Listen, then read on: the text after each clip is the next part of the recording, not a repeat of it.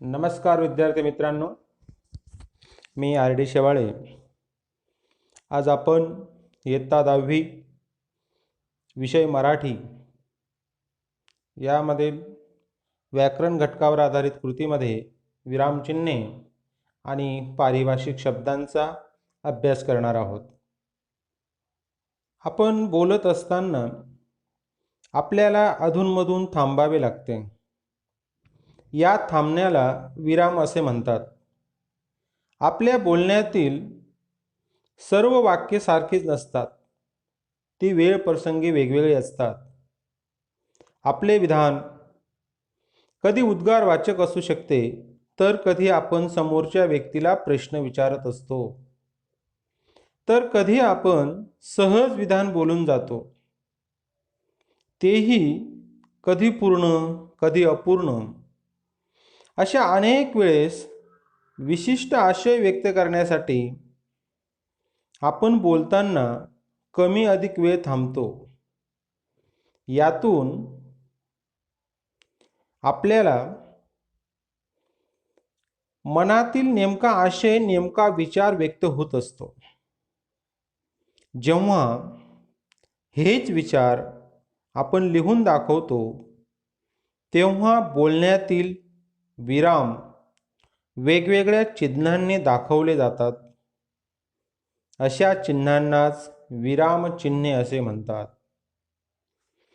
विरामचिन्हांच्या सुयोग्य वापरामुळे एखादे वाक्य कोठे सुरू होते, वाक्य कोठे संपते, त्या वाक्यातील कोणती भावना किंवा कोणता भाव प्रकट होतो हे समजते. बोलणाऱ्या व्यक्तीच्या बोलण्याच्या ढंगावरून आपण इथे विरामचिन्हे वापरतो. ग्रंथलेखन, पत्रलेखन, शुद्धलेखन किंवा लेखन नियमानुसार विरामचिन्हांचा वापर करून लिहिले जाते. या विरामचिन्हांमुळेच त्या वाक्यांना अर्थ प्राप्त होतो. कवीसुद्धा आपल्या कवितेतून असे स्पष्ट करण्यासाठी विरामचिन्हांचा वापर करतात. तर चला तर बघूया चिन्हांचे नाव केव्हा वापरतात आणि उदाहरण. सर्वप्रथम पूर्णविराम. विधान किंवा वाक्य पूर्ण झाले हे दाखवण्यासाठी किंवा शब्दांचा संक्षेप दाखवण्यासाठी आद्य अक्षरापुढे पूर्णविराम देतात. उदाहरणार्थ, राम गावाला गेला, हनुमान रामभक्त होता, किंवा क म्हणजे ताजा कलम, पु ल देशपांडे पुंडलिक लक्ष्मण देशपांडे. पत्रव्यवहारामध्ये आपण लिहितो बघा, स न वी वी सप्रेम नमस्कार विनंती विशेष. या ठिकाणी आपण पूर्णविराम देत असतो. अर्धविराम. दोन छोटी वाक्ये उभयान्वयी अव्ययांनी जोडलेली असतात. उदाहरणार्थ, शेतकऱ्यांनी शेते नांगरली पण पाऊस पडला नाही. दुसरं वाक्य बघू, त्याने सर्व प्रयत्न केले पण तो अयशस्वी ठरला.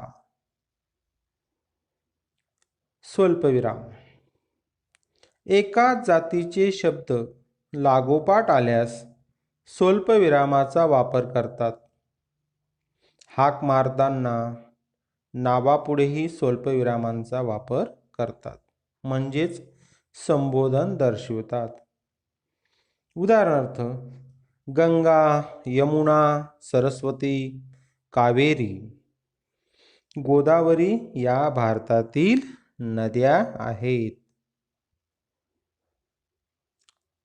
दुसरं उदाहरण बघू, श्यामली वही दे. रूपा म्हणाली, माधवी इकडे ये. अपूर्ण विराम. वाक्याच्या शेवटी तपशील देताना अपूर्ण विराम वापरतात. उदाहरणार्थ, नामाचे प्रकार पुढील प्रमाणे: सामान्य नाम, विशेष नाम, भाववाचक नाम. दुसरे उदाहरण बघू. परीक्षेला येताना लागणारे आवश्यक साहित्याची यादी: कंपास पेटी, पेन, पॅड, पट्टी इत्यादी. प्रश्नचिन्ह. वाक्यात प्रश्न विचारला असेल तर वाक्याच्या शेवटी प्रश्नचिन्ह वापरतात. उदाहरणार्थ, तू कुठे गेला होतास? तू किती वाजता येणार आहेस? भारताचा कर्णधार कोण? इत्यादी. उद्गार चिन्ह. मनातील उत्कट भावना व्यक्त करणाऱ्या शब्दांच्या शेवटी उद्गार चिन्ह वापरतात. उदाहरणार्थ, बाप रे केवढा मोठा साप. अरे रे फार वाईट झालं. शाब्बास शिक्षकांनी त्याची पाठ थोपटली. म्हणजे या ठिकाणी काय आहे, उद्गार चिन्ह आपण वापरत असतो. अवतरण चिन्हे. अवतरण चिन्हामध्ये दोन चिन्हे असतात, एक एकेरी अवतरण चिन्ह आणि एक दुहेरी अवतरण चिन्ह. एकेरी अवतरण चिन्ह एखाद्या शब्दावर जोर देताना किंवा दुसऱ्याचे मत सांगताना वापरतात. उदाहरणार्थ, गांधीजींनी चले जाओ ही घोषणा केली. चले जाओ हा शब्द काय लिहितो आपण? एकेरी विरामचिन्ह या ठिकाणी देत असतो. म्हणजे एकेरी अवतरण चिन्हाचा आपण काय केला? वापर केला. मी आणि मर्ढेकर परिसंवाद करीत होतो. परिसंवाद एकेरी अवतरण चिन्ह इथे वापरतात. विद्यार्थ्यांनी शिरवाडकरांचे नटसम्राट हे नाटक बसवले. नटसम्राट नाही का, हा एक शब्द ज्या शब्दावर आपण काय देतोय? जोर देतो आहे. या ठिकाणी एकेरी अवतरण चिन्ह वापरले जाते.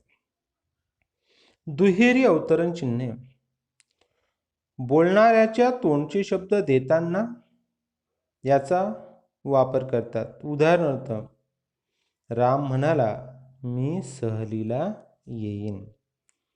कोण म्हणाला आहे? राम म्हणाला. म्हणजे दुसरा बोलतो आहे. तो काय बोलला हे ज्यावेळेस सांगायचं असतं त्यावेळेस दुहेरी अवतरण चिन्हाचा वापर करतात.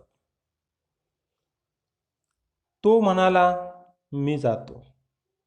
नाही का, मी जातो या ठिकाणी दुहेरी अवतरण चिन्हाचा वापर करत असतो.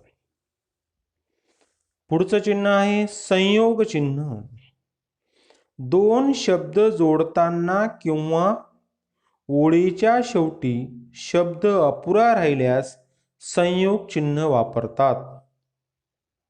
उदाहरणार्थ, विद्यार्थी प्रतिनिधी, लग्न सोहळा, तुलसी विवाह, सती सावित्री, चंद्र तारे. या ठिकाणी या दोन शब्द जोडताना आपण संयोग चिन्हाचा वापर करतो. पुढचं चिन्ह आहे अपसारण चिन्ह, ज्याला तुम्ही डॅश म्हणतात. बोलता बोलता विचार मालिका तुटल्यास अपसारण चिन्ह वापरतात आणि स्पष्टीकरण द्यायचे असल्यास या चिन्हांचा वापर आपण करत असतो. उदाहरणार्थ, मी गेलो पण बस आलीच नाही. ती मुलगी जिने लाल रिबीन बांधली आहे ती पहिली आलेली आहे. अजून आपल्याला उदाहरण बघता येईल. सगळ्यांचा मंत्र एकच, राष्ट्रीय एकात्मता, राष्ट्रीय अखंडता. संयोग चिन्ह हे आकाराने लहान असतं, तर अपसारण चिन्ह आकाराने मोठे असते. विराम चिन्हांची पुन्हा एकदा ओळख करून घ्या. चिन्ह कसं आहे, केव्हा द्यायचं असतं, त्याचा वापर केव्हा केला जात असतो. पूर्णविराम आहे, अर्धविराम आहे, स्वल्पविराम,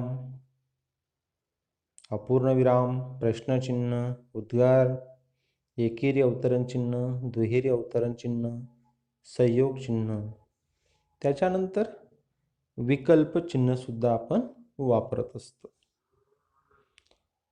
विद्यार्थी मित्रांनो, तुम्हाला परीक्षेमध्ये विरामचिन्ह वर आधारित एक गुणांची कृती विचारली जाते.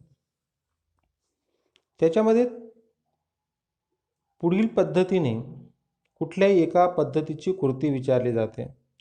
दिलेल्या वाक्यात योग्य विरामचिन्हे वापरणे किंवा दिलेल्या वाक्यात चुकीची विरामचिन्हे बदलणे किंवा विरामचिन्हे ओळखणे. आता दिलेल्या वाक्यात योग्य चिन्हे जर वापरायचे असतील, म्हणजे विरामचिन्हांचा जर वापर करायचा असतील, तर तो कशा पद्धतीने करायचा असतो बघा. इथं अनेक वाक्ये दिलेली आहेत. सावकाश आम्ही त्या डेथ झोनमधून सही सलामत खाली उतरलो. आपल्याच पाठ्यपुस्तकातलं हे उदाहरण आहे, वाक्य आहे. तिला म्हटले, कर्व्यांच्या पुतळ्यापाशी बसून रडायला तुला काहीच कसे वाटत नाही. तू माझी बायको, मी तुझा नवरा, सिनेमाला जाऊ. मी परीक्षेत कॉपी करणार नाही, केल्यास शिक्षा करावी. बघा, या ठिकाणी आपल्याला योग्य ठिकाणी विरामचिन्ह वापरायचं आहे. सावकाश आम्ही त्या डेथ झोन या शब्दावरती जोर आलेला आहे. म्हणजेच या ठिकाणी आपल्याला एकेरी अवतरण चिन्हाचा वापर करायचा आहे. तिला म्हटले, स्वल्पविराम, कर्व्यांच्या पुतळ्यापाशी बसून रडायला तुला काहीच कसे वाटत नाही. प्रश्न विचारलेला आहे, प्रश्नचिन्ह आणि पुन्हा दुहेरी अवतरण चिन्हाचा आपण वापर केलेला आहे. हे वाक्य बघा, खूप गमतीचं आहे. तू माझी बायको, मी तुझा नवरा, सिनेमाला जाऊ. सरळ वाक्य वाचलं तर आपल्याला या ठिकाणी एकच व्यक्ती आहे, तो आपल्या पत्नीला सांगतो आहे, पण तसं नाही. इथं काय आहे, एक व्यक्ती त्याच्या लहान भावाच्या पत्नीला सांगतो आहे की तू स्वल्पविराम, माझी बायको स्वल्पविराम, मी स्वल्पविराम, तुझा नवरा स्वल्पविराम. असं जर आपण दिलं तर वाक्यामध्ये काय सांगतो तो, की तू माझी बायको, मी आणि तुझा नवरा आपण सर्व कुठे जाणार आहोत, सिनेमाला जाणार आहोत. म्हणजे स्वल्पविराम दिला तर वाक्यामधला अर्थ जो काय आहे तो आपल्याला स्पष्ट होतो. पुढचं वाक्य बघा, मी परीक्षेत कॉपी करणार नाही, केल्यास शिक्षा करावी.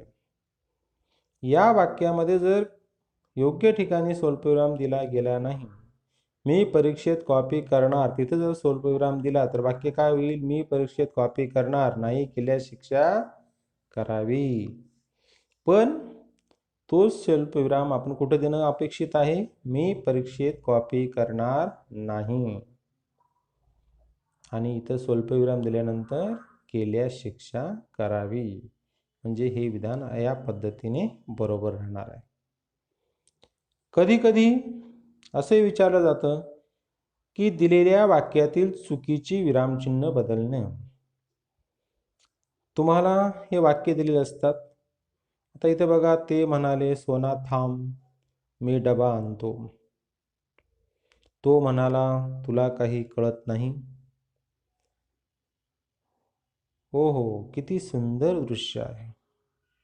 मुलगा म्हणाला, सर, शून्याला शून्याने भागले तर. आणि शेवटचं वाक्य, उद्या कोकिळेचं कोहू कोहू ऐकू येईल का. आता पहिल्या वाक्यात बघितलं बघा काय दाखवलंय त्यांनी. सोनाच्या पुढे पूर्णविराम दिलेला आहे आणि थांब मी डबा आणतो प्रश्नचिन्ह दिलेलं आहे. आपल्याला काय करायचं आहे, चुकीची विरामचिन्हे काढून योग्य पद्धतीने विरामचिन्हांचा वापर करायचा. ते म्हणाले, काही आता इथं स्वल्पविराम. सोना दुहेरी अवतरण चिन्हामध्ये. सोना म्हटल्यानंतर पुन्हा तो थांबलेला आहे, तिथं पण स्वल्पविराम. थांब मी डबा आणतो पूर्णविराम आणि दुहेरी अवतरण चिन्ह पूर्ण. पुढचं एक वाक्य घेऊ आपण. हो हो, किती सुंदर दृश्य आहे. ठीक आहे, या ठिकाणी सुद्धा आपल्याला चिन्ह जे काही आहेत ते बदलायचे आहेत. उद्या कोकिळेचं कुहू कुहू ऐकू येईल का? उद्या कोकिळेचं कुहू शब्द, हा शब्द महत्वाचा आहे, म्हणून या कुहू शब्द आपण काय करतो, एकेरी अवतरण चिन्हामध्ये घ्यायचा. ऐकू येईल का प्रश्न विचारलेला आहे, म्हणून त्या ठिकाणी काय आलं पाहिजे, प्रश्नचिन्ह आलं पाहिजे. त्यानंतर कधी कधी तुम्हाला विरामचिन्हे दिलेली असतील, त्या विरामचिन्हांची नावं दिलेली असतील, तुम्ही ते नावं सुद्धा काय करायची आहेत, ओळखायचे आहेत, चिन्ह ओळखायचे आहेत आणि जोड्याबरोबर लावायचे आहेत. पुढचा घटक आहे पारिभाषिक शब्द. पारिभाषिक शब्दामध्ये मराठीमध्ये अनेक प्रकारचे पारिभाषिक शब्द आलेले असतात इंग्रजीतनं, त्याचा आपण वापर करत असतो. त्याला आपल्याला मराठीमध्ये काय म्हणतात हे लिहायचं असतं. उदाहरणार्थ मोबाईल, भ्रमणध्वनी, यार्ड, आवार, ड्रामा, नाटक, इव्हेंट, घटना, युनिट, घटक, टॅक्स, कर, झोन, विभाग किंवा परिमंडल, नाही का. लेबर कोर्ट, कामगार न्यायालय, सुपरवायझर, पर्यवेक्षक, पार्ट टाइम, अर्धवेळ किंवा अंशकालीन, शनॉप्सिस, सारांश, ॲपिट्यूड, शपथपत्र, डिसमिस, बडतर्फ, बायोडाटा, स्वपरिचय, मॅगझिन, नियतकालिक, न्यूज एजन्सी, वृत्तसंस्था, नाही का, ड्यू डेट, दिनांक, ट्रेडमार्क, बोधचिन्ह, 0 आवर्स, 0 तास, ॲप्लिकेशन फॉर्म, आवेदनपत्र, बोनाफाईड सर्टिफिकेट, वास्तविकता प्रमाणपत्र, नो ऑब्जेक्शन सर्टिफिकेट, ना हरकत प्रमाणपत्र, अनऑथोराइज, अनधिकृत, कॅटेगरी, प्रवर्ग, हॉनरेबल, माननीय, एजंट, प्रतिनिधी, इंडेक्स, अनुक्रमणिका, वर्कशॉप, कार्यशाळा, लेक्चरर, अधिव्याख्याता, सर्वे, सर्वेक्षण, सेक्रेटरी, सचिव, एक ॲक्शन, कार्यवाही, बुक स्टॉल, पुस्तक विक्री केंद्र, एक्झिबिशन, प्रदर्शन, अंडरटेकिंग, हमीपत्र. अशा पद्धतीचे जे काही शब्द आहेत त्या शब्दांना आपल्याला मराठीत कुठले शब्द वापरतात ते लिहायचं आहे. एकूणच व्याकरण कृत्या ज्या काही आहेत, ज्या 16 गुणांसाठी आपल्याला विचारल्या जातात, त्या प्रत्येक भागाचा आपण अभ्यास केलेला आहे. विद्यार्थी मित्रांनो, सरावासाठी आपण सर्वांनी जे काही आपण अभ्यासलेलं आहे त्या वर्गपाठाच्या वहीमध्ये लिहून घेणं अपेक्षित आहे. स्वाध्याय हा दिला जाईल, तो स्वाध्याय हा व्यवस्थित पद्धतीने दिलेल्या तारखेनुसार आपल्याला लिहायचा आहे. कोणाला कुठलीही शंका असेल तर विचारायला हरकत नाही. धन्यवाद.